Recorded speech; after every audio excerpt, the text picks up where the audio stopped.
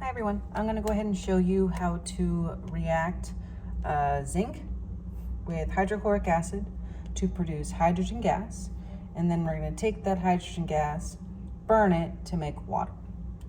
So my first step here is we need to make hydrogen gas, which is produced when zinc and hydrochloric acid mix. So you want to go ahead and grab a piece of zinc from the center table. You can just use your forceps here. Grab a piece that's going to fit inside your test tube. We'll be using these small test tubes today, so the little guys. We're not using the big ones here. So if your small test tubes are on the back, just bring them up to the front and switch them out. So I see this one fits. Wonderful. So I'm just going to go ahead and leave that right there. So I grab my piece of zinc. All right. Now what I'm going to do is I'm going to add some hydrochloric acid. Now I'm going to have to work quickly, so I'm going to make sure I have everything out that I need. So here's my hydrochloric acid. Right, it's 3 molar. It just means it's strong, so don't get it on yourself, and if you do, call me over. But here's our hydrochloric acid. Here's our test tube clamp. We also have some fancy gas collection tubes. They look like test tubes, but you'll notice that they have no like rim on the outside. These are the ones we're going to use. You want to make sure these are nice and clean, meaning there's nothing inside. And if they are, call me over and I'll give you a new one. But this is what we're going to use to collect the gas. So what's nice is that these test tube holders, they clamp on. So you don't need to hold anything. Right? You can turn them around, they are secure. And if they're not secure, just let me know and I'll grab you a brand new one. So we have this. I want to make sure this is ready. I'm also going to need to light this hydrogen gas on fire, and I'm going to need to do this quickly. So I want to get everything I need out. So I'm going to need matches, which you should find in your hardware drawer. And I'm also going to need tongs so that I can hold it away from myself, so when this explodes, I don't have it near my face.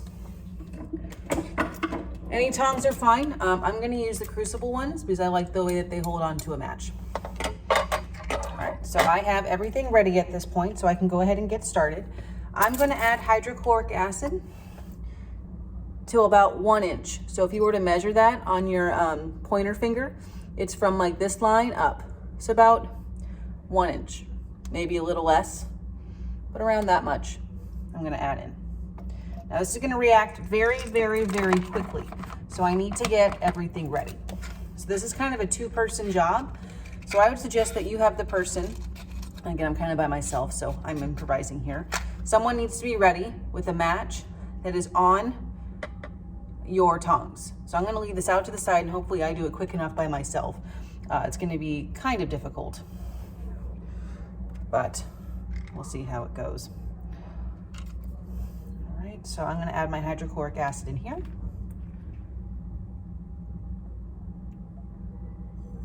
You're going to notice that you're going to start to see a very vicious reaction. All right, we're going to go ahead and trap. You can see the gas being produced. We're going to go ahead and trap that gas by doing this. So we're holding it over vertically, make a pretty good seal, and trap a decent amount of that gas in. Just because I'm by myself, I'm going to go ahead and put this right here just for now. It should just stay inside the test tube because I need to strike this. Now light my match on fire. Hold it with this. Make sure I get enough of that. Bring it under. And you should hear a pop. And there you go. All right, so as long as you keep this vertical, you're good. Let this fully react. There's waste containers for everything. So this will start a trash can fire. So we want this to go into the used matches that has water in it so that we can make sure that nothing lights on fire. This, you want to make sure you record any observations. So slowly wait. You should see something start to happen at the top of your test tube. It might be hard to see, but go ahead and hold it up to the light and you should see something on the inside. I'm going to let this fully react. When I'm done with this, you'll notice that you should have made water in here. Now that might be difficult to see, right? But for the next class, we want to make sure that this is nice and dry. So what you want to do is you want to grab a Bunsen burner.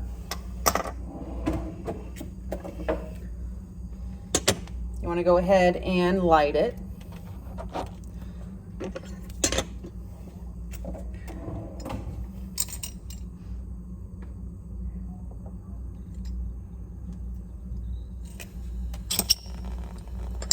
And then we're just gonna dry the bottom of this off and make sure there's no condensation in here for the next class. So once you see that all the water droplets are gone on the inside, you can just leave this on your lab station. All right. Put everything back where you found it. This will slowly finish. You can leave it for a little bit. Once it's all done bubbling, any liquid waste is hydrochloric acid. We're gonna pour that in liquid waste in the center table. If you have any solid left, it might be all gone, but if you have any solid, it's gonna go into the solid waste, which is where all the zinc goes. And if you have any questions for me, just let me know, but that's how you do this lab.